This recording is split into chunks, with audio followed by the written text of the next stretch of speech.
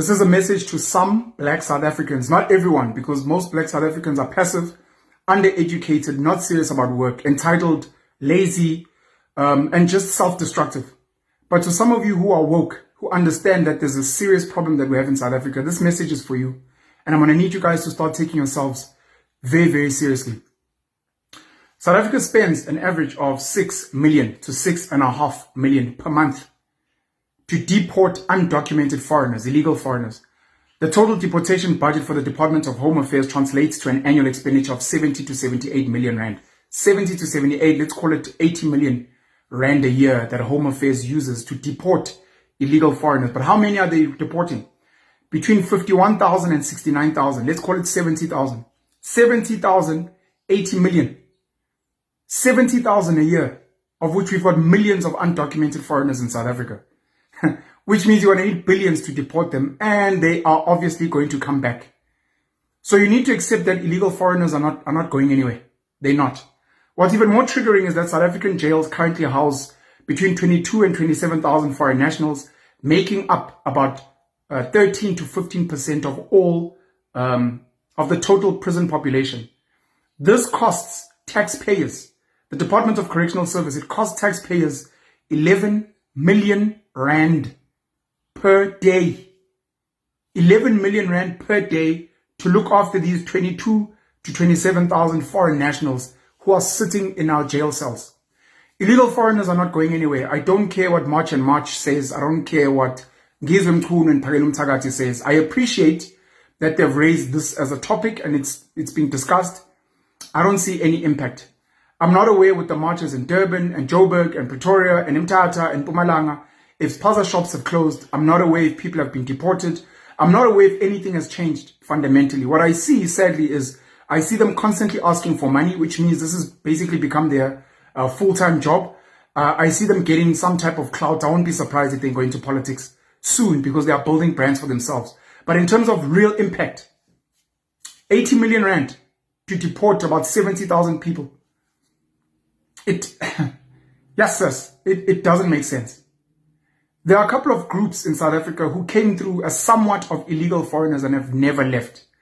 You look at what we call the Afrikaners today, who are an amalgamation of the French, the Dutch, the German, some others as well, who have come together into this group. They also have some black Khoi blood in them. We call them Afrikaners. Europe, even at its peak, they never left. You look at the Indians that were brought in as endangered labor, slaves basically, sugarcane fields in KZN. India in its boom with whatever is going on today, they are never going back. You look at the British that came here and obviously made colored children in KZN, colored children somewhere else. You've got what we call the Cape Malays from Malaysia, people from Madagascar, got some people from Ethiopia that make up some of the coloreds in the Eastern and Western Cape. They've never gone back. They are not going back. Two of the most successful economic groups in South Africa, the Jewish people, the Muslim people, who are not native black Africans, they are never going back. Foreigners in South Africa, Pakistani, Bangladeshi, Ethiopian, Somalian, Malawian, Mozambican, Nigerian, Ghanaian, whatever they are not going back home. They've been here for over 30 years, some of them, and you can imagine they've had children on generations now. Some of them are playing national sports, some are top academic students, some have started businesses, some have gotten their permanent residence, some are citizens fully. They are not leaving. So some of you black South Africans are going to have to need to sit and figure out how you can actually get involved in the game, because this country is a company. The politicians don't care about you. Gayton McKenzie, Cyril Ramaphosa, Helen Zille, these guys are about money. They are not trying to solve the problems of ordinary South Africans. They do just enough to sort of keep the people quiet, but they are not fundamentally changing the economy, the policies, getting rid of people that shouldn't be here, etc. Which Helen Zille herself is first generation South African after her parents were refugees here. She's never gone back to Europe. She's comfortable here on Pola Air. And she's not the only one. Raymond Ackerman, Pick n Pay, also his parents came here as refugees. Both Pick n Pay, we celebrate him as an amazing South African. He creates jobs and never going, ever. So you can imagine the Zimbabweans, the Pakistanis, the Ethiopians, the Somalians, Generation after generation are going to build businesses, are going to build wholesalers, are going to get into logistics, are going to get into mining. And after a while, we're going to celebrate them as job creators, as amazing South Africans, and they are never going back home. I need you, if you're a leader in your community, to start saying, I'm going to focus on who my people are. Whether you want to make it cultural, nothing wrong. Don't let anyone gaslight you. I want to focus on Zulu people in my area of eMadadeni and Newcastle. And I want us to replicate what the Jews and the Muslims have done, have succeeded to do in South Africa. We are going to take over tenders in Newcastle, eMadadeni. We are going to take over the spaza shop industry in the space. We're going to take over the taxi industry in the space.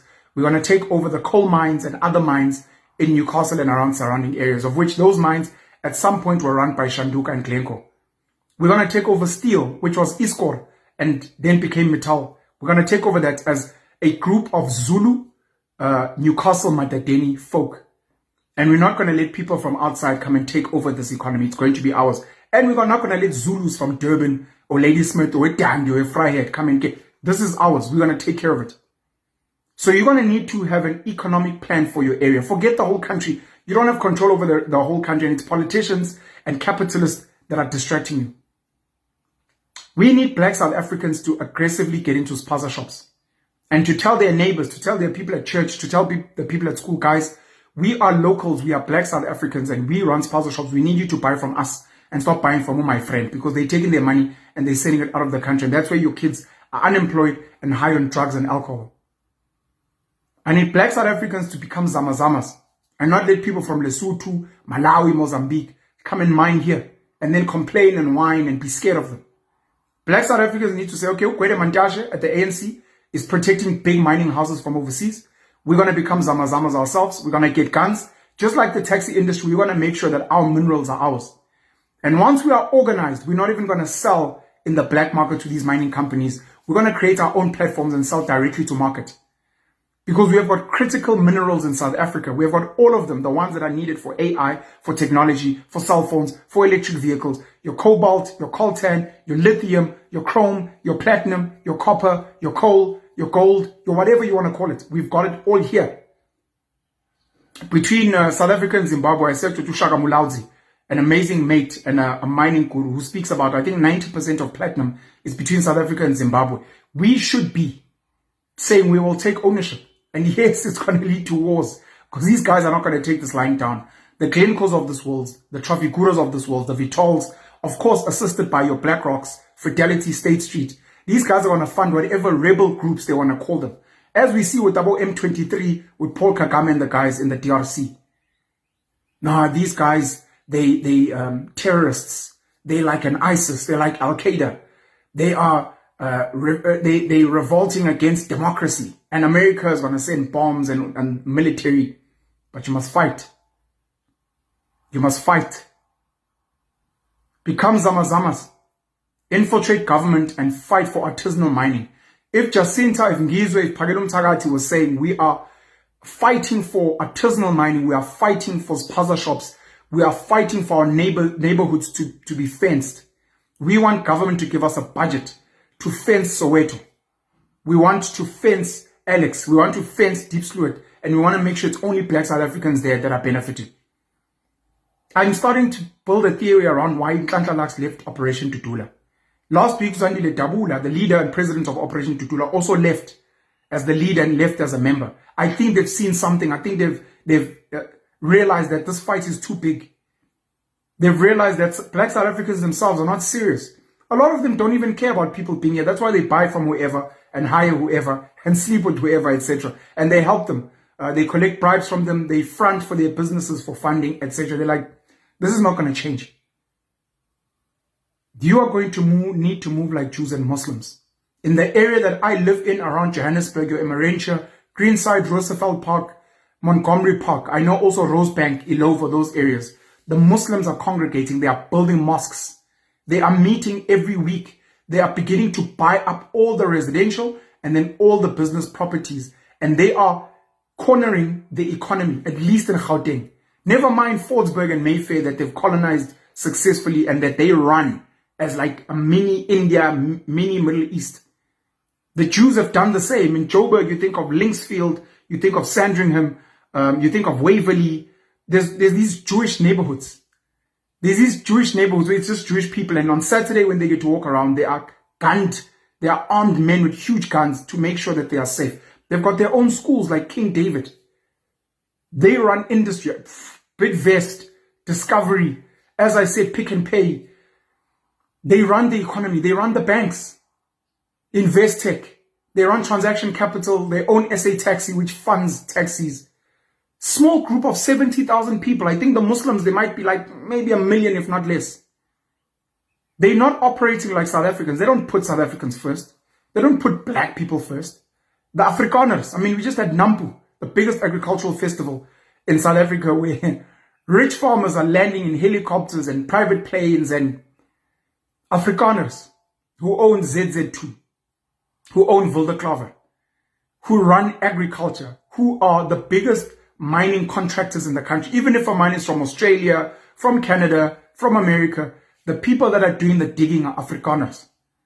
They are running ShopRite. They are running PEP. They are running Capitec. They were running DSTV, MultiChoice. They are organized. I think there's maybe 1.5, 2 million of them as well. Small groups. They're not worried about black South Africans. They're not worried about you. You need to worry about yourself. And again, emulating them. Forget black South Africans as a whole. Forget. There's too many of you. You guys have got different interests. And you've got leaders that don't care about you. Julius Malema's rich. Fikile Mbalula's rich. Cyril Ramaphosa's rich. You've got guys like Herman Mashaba who's rich. Musi Maimane, I'm sure at some point is going to become rich. These guys are about making money. About Gayton Mackenzie Cyril have got mines in Zimbabwe. Some of these guys, about Thabo Mbeki, have got mines in the DRC, in Angola.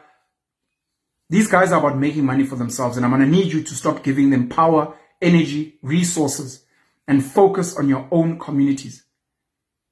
If I could, I'd spend 1 year, I'd take a sabbatical and spend 1 year traveling around South Africa like Jesus Christ, spreading a message of saying, build stockpiles in these neighborhoods, put tax plaza shops in the schools and in the churches, make sure that you're buying from your own people, take that money, set up community farms where you guys are building your own farms, and these farms are selling produce through the plaza shops at the church, at the schools. I need you guys to make sure that you're taking money and you're fencing your neighborhood.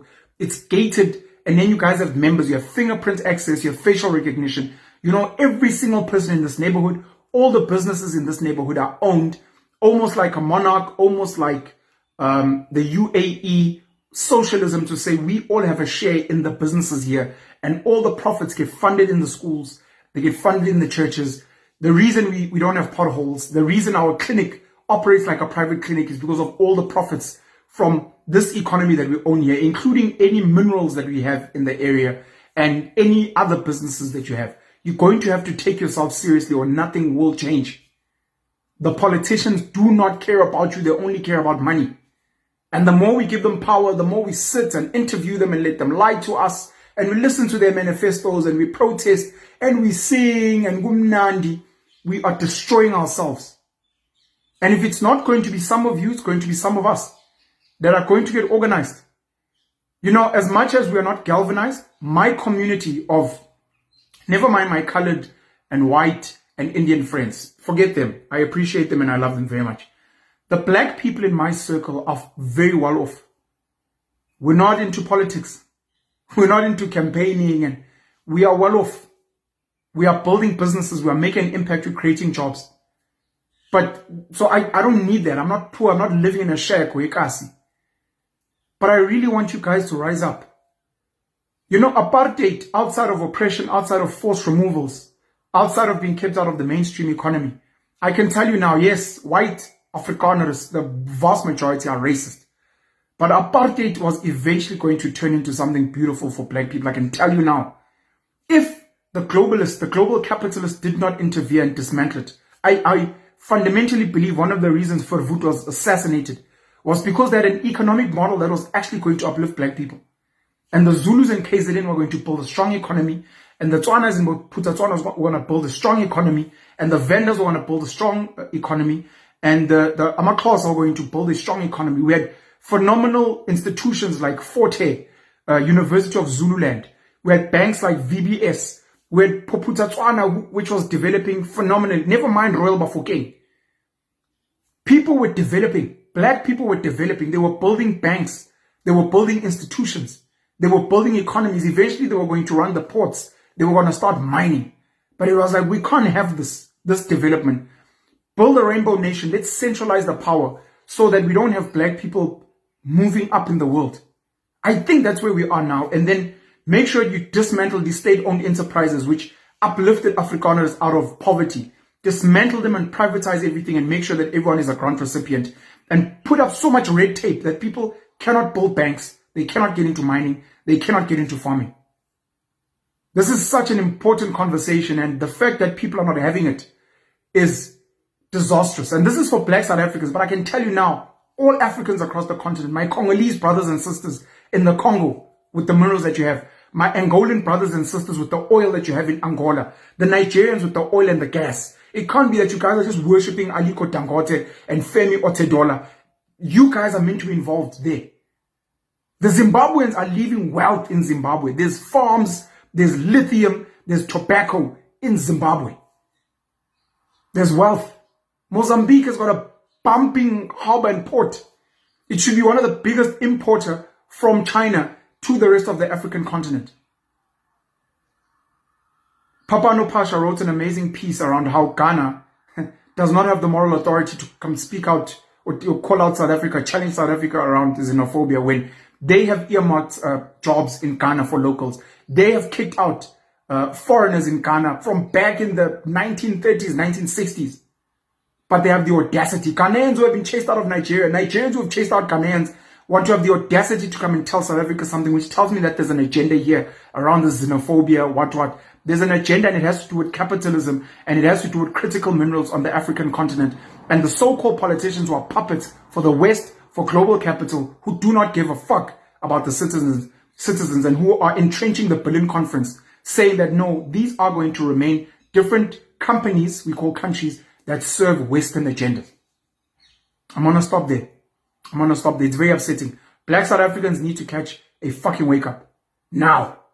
And again, maybe at some point, once I can raise funding, I want to travel around the whole of South Africa, lighting a spark to say, you guys need to wake up. You guys need to wake up and take full control of your local economies. Forget national economy. Forget the continent. Your local economy.